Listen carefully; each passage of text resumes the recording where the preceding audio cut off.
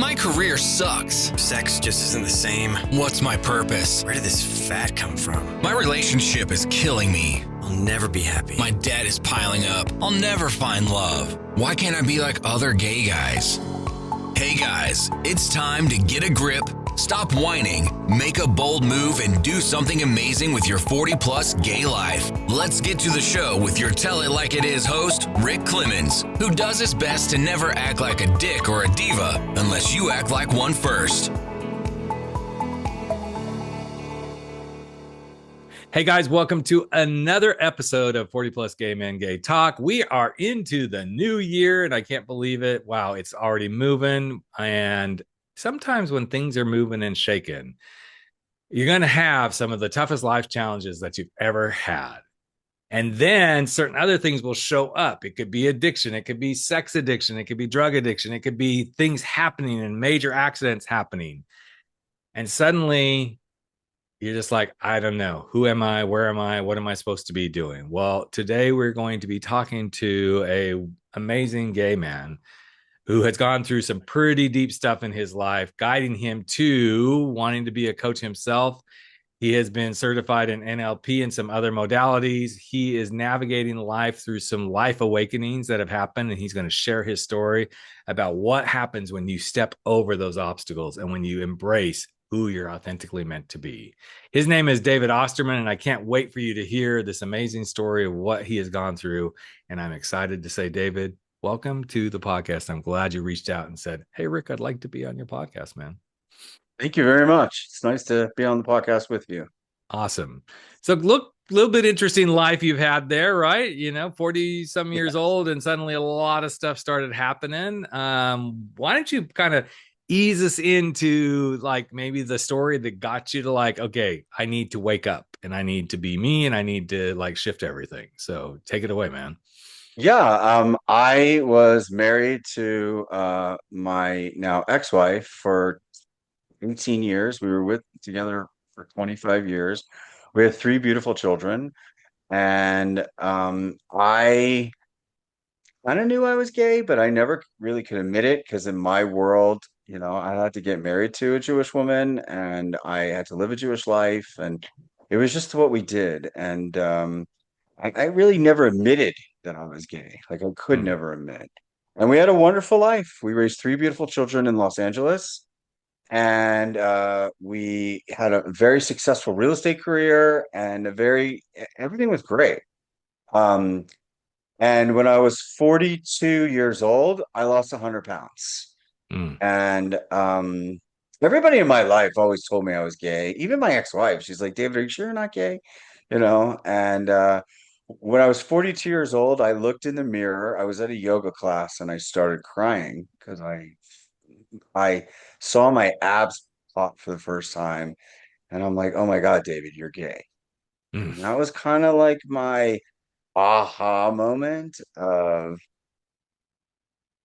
what do I do now? And it was scary. It was very scary to be. So you had no inklings within yourself, like there was an attraction to men, nothing prior to that, or was it something you just suppressed, like many of us do, until it's like, okay, this thing is real? I mean, yeah, I definitely had an attraction to men, but I could never admit it.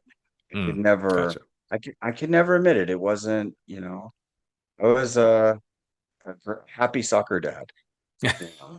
Well, it's hard when you have certain pieces of life going on and to see, I feel this. I mean, I remember going through that, even though, I came out at 19, went back in the closet. But even after I went back in the closet, those moments when I'd be hanging out with the neighborhood families and everything and checking out the other dads and like, why am I checking him out? Even though I knew, it's like, okay, you're not supposed to do this. So sometimes it's the soccer stuff and all the things going on with kids and everything.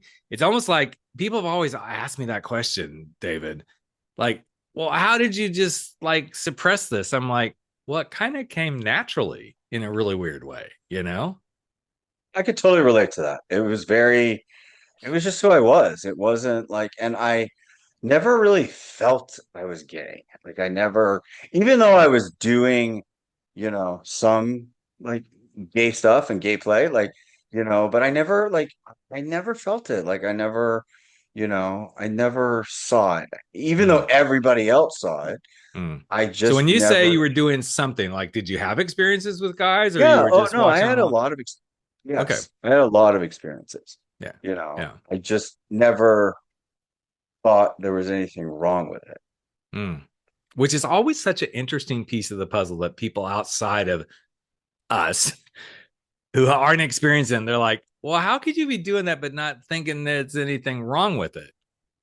And my answer has always been, well, how many of you go eat ice cream and you don't think there's anything wrong with it, even though you know you probably shouldn't be eating it? Or, having too many cocktails, or, it's just this thing that we humans have, these little things called our little pea brains that can make a lot of things appear differently, right? So, 100%. I just felt like that I was a married man, and even though I was hooking up with guys, I'm like, how can I be gay? I'm married to a woman and have mm, children, So I never got to that point of, and plus I was pretty overweight, I was mm-hmm, hiding behind my weight, I was 250 pounds and 5'9" my whole entire life. mm. So it was what it was, it wasn't like, So it what was, was the breaking moment when you went? I mean, the yoga, you see your abs. What was the breaking moment where you started to realize, okay, this is who I am and something's got to change? yeah, I just saw myself in the mirror. I was just like, oh my God, I'm gay. And it was the first time I actually said it out loud. What Mm, happened was, and what I, that, like maybe a week after that, what happened was is that I had a really hot gay spin instructor at Equinox in West Hollywood, mm-hmm, and I knew that he was married to a woman. I knew that he had a child, and I knew that he came out and his boyfriend was dripping hot, and worked it there as well. And I sat down with him one day. I was like, "How'd you do it? How did you And he's like, "Are you ready?" And I was like, "I think so. Yeah, I think I'm ready." And he mm, gave me this huge, amazing talk about, I see you. mm, This is the real you. It's okay to be you. right. And after that talk, I was like, all right. The other thing I did was I went to Burning Man. Mm, And when I went to Burning Man, I went there to see if I could be gay, to see if I can introduce myself as being gay, and, you know, flirt with guys and have an entire week. And that's when I like experienced my first like male intimate love. I mm, pretty much spent, even though I went with other people, I spent the entire week with this one guy, and it was groundbreaking for me. mm. And then Well, I it came usually home. is. Yeah. And then I came home and I told my wife everything. And I was like, I'm gay. There's nothing I can change about this, and there's nothing I can do about this. And now, Mm, that was the beginning of the end for me, mm, and you know, I just didn't know how to do it. Like I didn't know what to do. I didn't know how to do it. And that's one of the reasons why I'm becoming a gay life coach, is because like I I wish I had the support that I'm going to be giving to clients, and to mhm. help other people, because it's scary to go, like, I mean, like, I know it sounds really funny. I My friends told me we're gonna go hang out with a bunch of bears. I was like, awesome, we're gonna go to the zoo. I didn't Yes, know. the, Like I the had the to learn. lingo we must learn in our lovely little gay community, right?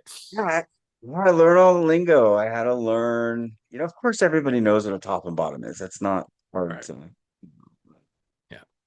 So there were other things though that preceded all of this happening. There was a pretty big tragedy in your life, some struggles with addiction. So was that because you came out, or was that prior to coming out? No, it was after. It Okay. was way after. Yeah. Okay. I came out and I was in LA. I was there for 2 years, and I went from living this Four Seasons lifestyle, like Hmm. millions and millions of dollars, to pretty much being poor. Mm, And I I had, and that's when I found meth. mm, I heavily got into the hard drug scene because once I found meth, and it's a crazy story how I even found it. You know, we found it because these two guys said we want to have a three-way and we're gonna smoke some dope. And I was like, awesome, Well, in LA, smoking dope is smoking pot. And I went over there, we had a great time, and they pulled out this pipe, and I was like, what is this? I mean, I never even saw it, I never knew it. And right. I took like two hits of it. That was like the holy grail for me. Hmm. It Once I did it, I never stopped. Was it, I've never done it. So I'm just curious because I've heard lots of different versions of this. So once you start, was it part of you had to or wanted to have it as well as having sex, or could it stand on its own? You didn't need to be having sex with anybody. Like, where does because it happens different for every person, everybody I've ever talked to about it. Well, Was it it was a only having combination of the two? sex. Okay. No, it was only having sex. It was Okay. definitely, I mean, like yeah, it was all sex driven. Like Mm. I had my first experience with them, and I fucked these guys for an hour and a half each, Hmm. and after that, it was just, you know, probably 2 years, nothing but nonstop craziness. Mm. I started throwing sex parties, which turned into meth parties, which turned into me dealing. It was, it got pretty crazy. It was fun for a while, but Yeah. until it didn't. And what was until it didn't? Let's go there. Well, it stopped because I was at a hotel throwing a sex party, and my mother called me and said, "Where are you?" And I was like, "I'm in a hotel. Where are you?" And she had never, ever, ever come to LA without calling me. She's like, "I'm outside your apartment. Mm. You come pick me up." And I was like, "All right, the gig is Mm. up." I Yeah. was like, somebody must have called her and told her and blah, blah, Right. blah. And the next day, an addiction specialist um, came, who was a very good friend of mine. His name is Mark Cantor. And he brought me to Austin, Texas. Mm. It was pretty crazy because my children were living about a mile, maybe around the corner from me, and I didn't see them for 2 years. Mm. The drugs were more important. And so Mark came and picked me up, and somehow they convinced me to go to Austin, Texas to go to treatment because they had horses. And I don't ride horses, you know, at all. Like Mm. I'm not a horseback rider, And the next day I was on the plane. They literally, it's could have like they dropped me off in Mars. And Mm. it was on this 20-acre ranch in Austin, Texas. And I and it helped. It helped. Mm. I stayed sober for 2.5 years after that. It was really good. It was very healthy. I, I'm very involved with my program, and, you know, started living a good, healthy life again. Nice. So where does the accident come into this whole journey? Yeah, the accident happened about 8 months after I got out of treatment. I was in and out, and I was in a relationship with a man, and he didn't want to live with a meth addict anymore. And I uh, I went to treatment again, and a couple months later, I was living in a sober living actually, and I was up for 5 nights, which happens a lot on meth, and Hmm. I was running naked in an apartment building with a Mm. backpack on from the cops, and I jumped from a third story building. Ugh. and I broke both my feet and my back, and I spent 4 months in the hospital, and I couldn't walk. The doctors were like, every other week you're going to lose both your feet, and in the hospital, I can honestly say I found God. Mm, I found that I said, listen, you got to start living your life. You got to start being a proud gay man. You got to start hiding and doing all this stuff. Um, it's been about a year since I've got out of the hospital, and I moved to South Florida because I had to move in with my parents because I couldn't walk and I needed mm, help, and there was nobody to help me. So mm. I'm very lucky to be alive. So in those months when all this was like lucky to be alive, can't move, and you say you found God, take us a little bit deeper. What does that mean to you to have found God? Well, I just because I survived the accident. Hmm. There were three other guys that I met, and not I met, but there are two guys that actor Liam Payne from One Direction. He did Hmm. the same thing I did. He jumped from a second or third story building, landed on his head, and died. I have another guy that I know that is paralyzed, and another guy that I know that is has cognitive brain issues, and I Wow. don't. Like my feet aren't perfect; they're never going to be the same, but I just found that there is a power greater than myself Hmm. that kept me alive. And I am grateful every day that I am alive. Was it Hmm. easy? No, it wasn't easy. And people today, all over my life, are like, I just can't believe how positive you were and what a fighter you were. And, what, confidence that you have. And it gave me a truly second chance of life. I know people like, I've said it before, but I never felt it. Like, oh yeah, I have second chances, and I got divorced, I came out, I'm now a gay man, I'm all these different things. But finding God for me was just connecting that somebody out there is protected me. Because there's no reason why I should be alive. That's a biggie when you realize something's happening here that really I shouldn't be here. I absolutely positively should not be here at that point, you Yeah. know? And I think for many gay men, whether, not, it doesn't always end up in addiction, it doesn't have to end up in any of this sort of stuff. But I feel like there's this moment when you realize this is why I'm here. This is what I'm supposed to be doing. And it can be a career that you stumble into that you never thought you would be doing. It could be a relationship that you're like, wow, this isn't who I would have seen myself with, but man, it's really going well. You lose 100 pounds and suddenly you see your abs for the first time. Whatever it is, there's these moments that project you forward. And then that clarity sets in, and it's almost like, wait, this is almost too good to be true, or that was too simple. Really, this is, it's such an interesting journey.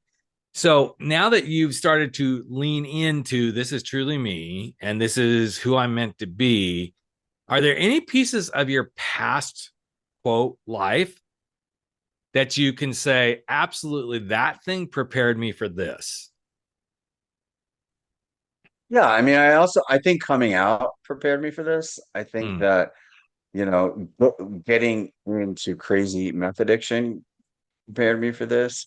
When I was in the hospital, that's when I, came up with this concept of being a gay life coach and mm, helping other guys, because it's not easy. Like, I'll give you an example. I have a very good friend right now. He just came out 2 years ago. He has two children, and he's very hot. Like, he's a beautiful man, right? But he views himself that he's not enough. Every word out of his mouth is, well, like, we were at the beach yesterday, and the gay beach, right? It was actually the naked beach. And we were at the beach yesterday, and he's like, well, I'm definitely not the ugliest guy at the beach, you know. And I said to him, and I was like, all right, man, I'm gonna coach you a little bit. I said, how about you say, I look good? how Right. about you say, I feel good, Right. you know? So it's kind of like flipping that switch, and Mm-hmm. like really understanding that, you know, we are enough, Mm-hmm. because coming from, I think, and a lot of it has to do with, I feel very lucky and fortunate that I lived in the straight world. Mm-hmm. And now that I live in the gay world, I can manage, you know, and not live, there was a period of my time that I lived like, oh my God, I missed everything, right? Yes. Because my friends make fun of me. They're like, when I came out, I jumped right into the glitter pool and Mm-hmm. I did all the pride events and I did everything and I went Right. to all the circa parties and the Right. craziness. Like it was Right. like, like I was, but like today, I don't need any. I just want to be me. I Yes. want to be, and I want to help other guys be them. Like I just brought another guy to, he's 70 years old and he's like, I don't really know how to pick up a guy at a bar, and I'm like, all right, man, because right now I'm doing like free coaching because, Mm-hmm. this is, I'm trying to learn everything. And I was like, all right, well, I'm going to pick up a guy at a bar and I'm going to show you what to do. And I Mm-hmm. did. And he now has the confidence of picking up guys at the bar. And just because he's very old school, he doesn't know the difference between, well, no one's going to like me. Mm-hmm. And I had to, you asked the question like what built my confidence was I've had to learn not to judge, which is very hard, and not to Yes. care. Not But those to are be like, two very important pieces of the puzzle yes, because as gay men, or let's just say as humans, we get judged all the time.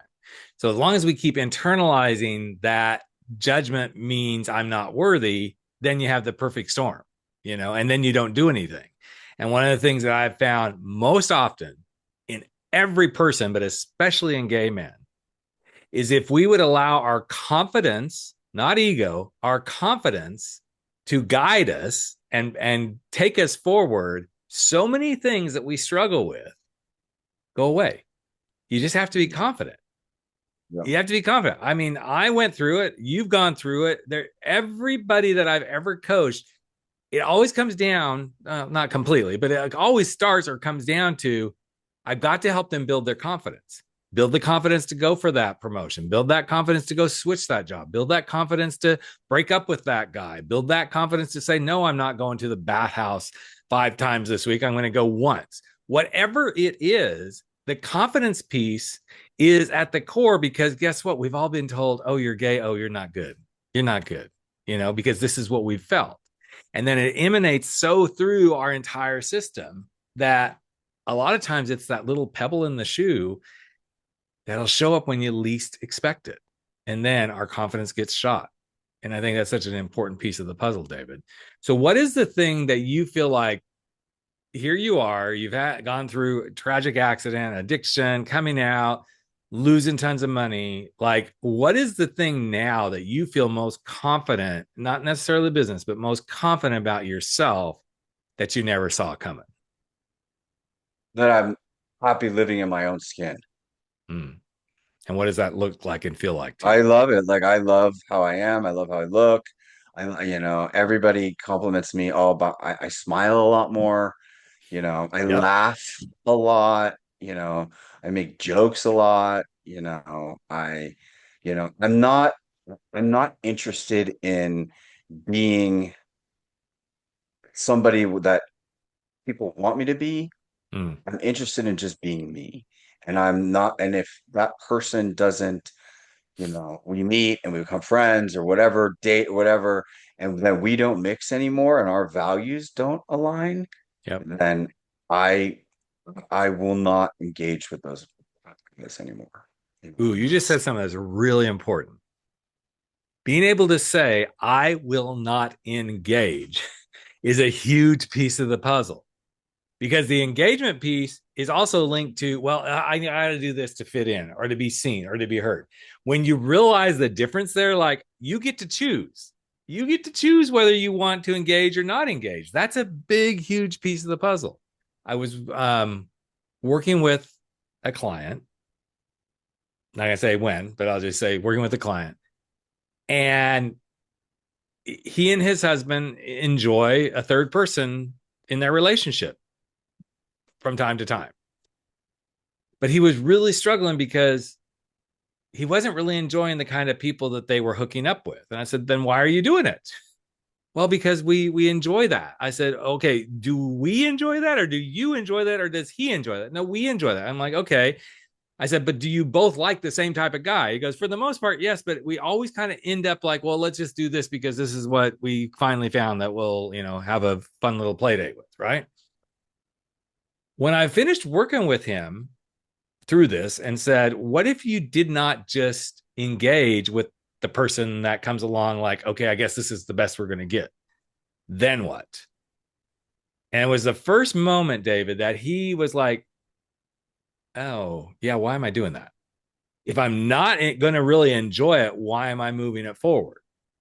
And it was interesting to watch him shift through that whole experience to a space where they still, they're very comfortable in their relationship. We're not going to get into that debate. I'm not here to debate open relationship or not, guys. There's a lot of people are. I'm one of those. But when you allow yourself to say, this is what I want, if I'm going to do this, if I'm going to engage versus, okay, well, let's just do this. The way you choose to engage changes everything, because now you're giving yourself respect. You're giving yourself, don't just settle, all those things. And then suddenly you're actually enjoying what you're doing versus, that was not what I really wanted, but oh, well, this is the way it is. Yeah. Trial and error. Very much so. And I love that you're helping somebody like figure it out at 70. I remember similar situation. My client wasn't 70, but he had been out since he was like at least 19, and he was like 37 or 38, and he was from West Hollywood. And I had drove in from Riverside where I lived at the time. And I had several clients in that area. So I'd come in for a day and like meet all of them. Some of the coaching sessions were happening at the Abbey. So anybody listening, like, really, you're doing coaching sessions in the Abbey? I'm like, the Abbey. I mean, during the day, the Abbey's a perfect place to actually go because there's like some nice quiet spaces and stuff, right? Yeah. And he was petrified.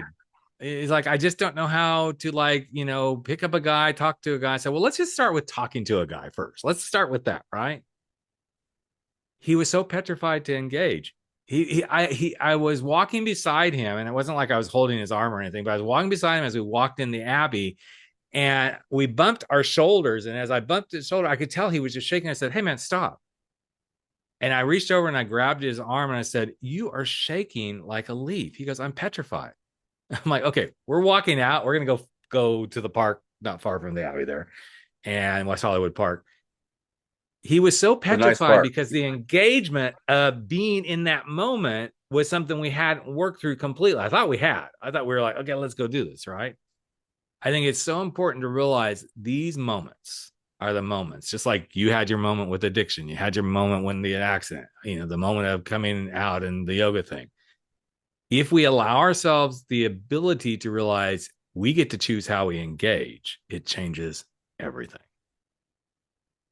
Yeah. So what is the thing you most want to accomplish now for here's where David is, here's where he'd like to go? Like, what's the next thing you would like to see in your own life bring into your world?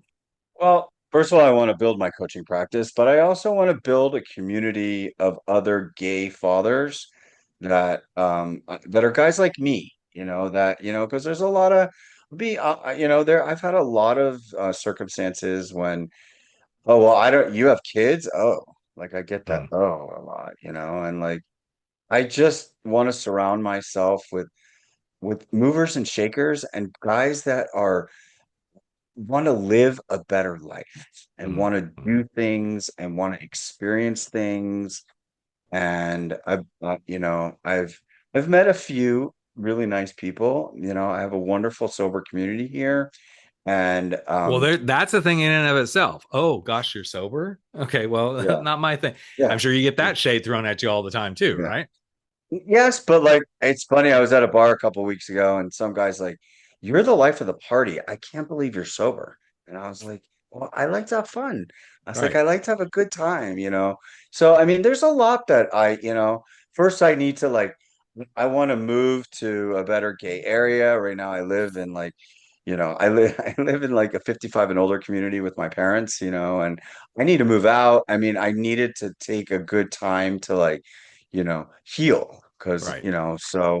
and I want to build my practice and more or less I want to build a good solid community of like-minded guys that are around my age. Hmm. That's why I've kind of decided, like you, to, build my business at 40 plus. I don't want to Hmm. deal with 25-year-olds. I don't want to deal with, and I also just I want to be able to grow more, be able to feel whole more. Like, Yeah. I'll be honest, like yesterday I went to the naked beach and it was so liberating to be, and not everybody was naked, you know, but like it was so liberating to be a part of that environment that Hmm. it was a non-sexually charged environment that people were just there to be free. And that's really my goal is to find freedom and happiness. But I think those environments also, David, and it's not for everybody. Okay. Of But course, what I yeah. found, those environments, it's not only about being free, but it's a really good sign of people who are comfortable in their own skin. Wow. Yeah. Because yes, there's going to be some beautiful bodies there, but there's also going to be some bodies that most people go, oh, I wouldn't touch that. Well, then don't. Nobody's telling you have to. But the beautiful thing to me, and I'm a big guy, I just like being who I am. And every time I go to a nude beach, I'm like, I really don't care what you see. I don't really care what you think. You're here naked. I may look at you and you may have a beautiful body, but I can also kind of see, and this is where my own judgment comes in. I can also kind of see you're there to try to like strut your stuff and get that attention, which is fine. Go be that person too, Yeah. right? But the freedom and the security in oneself. And I actually remember the time that I took a client to a nude beach, said, okay, well, this is your final quote frontier, so to speak. I want you to have the confidence to take your clothes off and just be in this kind of environment. And he was very, very nervous. And I said, there's nothing sexually I'm doing here. I'm not trying to be sexual with you as a coach. I'm like, I want you to, whatever it looks like for you. And I remember he got down as far as he had a jock strap on underneath. And he's like, that's as far as I can go. I'm like, cool. And then as we laid there and chatted and talked, and it wasn't just a session, it was like, okay, you can't just go to the beach, like, okay, 30 minutes, ding, time to Yeah. go, right? Um, I remember because most nude beaches, there's not really any restrooms around there, so you just go off in the trees, find wherever you can, and come back. And I remember I was laying there, and he said, oh, "I'm gonna go take a leak." I'm like, "Okay, cool." And I kind of started to fall asleep. And the next thing I heard is I hear his voice, but I hear another voice, and he'd met some guy. Who knows what happened off in the bushes, right?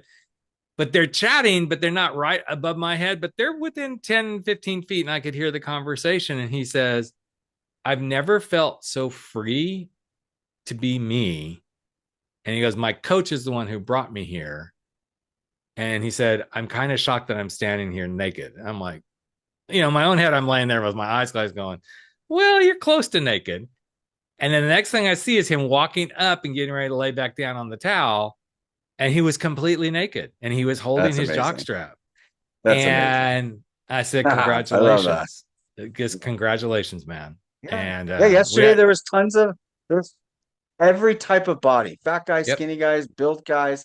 yep, And I watched everybody and I was like, I'm so happy I'm here to experience yes, this and to yes, feel that I am naked, but to feel just alive that I'm able. I was so grateful to be there because 6 months ago I couldn't walk, yeah, so I could never yeah, be there. And now that I could be there and it was just such a wonderful feeling that I can feel this hmm, without drugs and without sex and yeah, without, not, yeah, sure, if people are in the woods or whatever, but like, all right, like just to be present. And hmm, that it just felt good. Like it felt really positive to feel that as a proud gay man. And that's really, I want to continue doing that.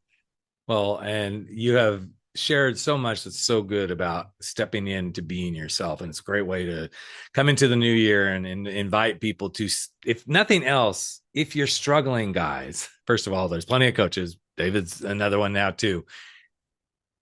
Find the person who can help you, not so much battle the struggle, but step in to what's beyond the struggle. Because once you start to, and Dave and I'll be the first to admit, like, we're not perfect. There's no way. I mean, there's stuff I struggle with all the time. Trust me.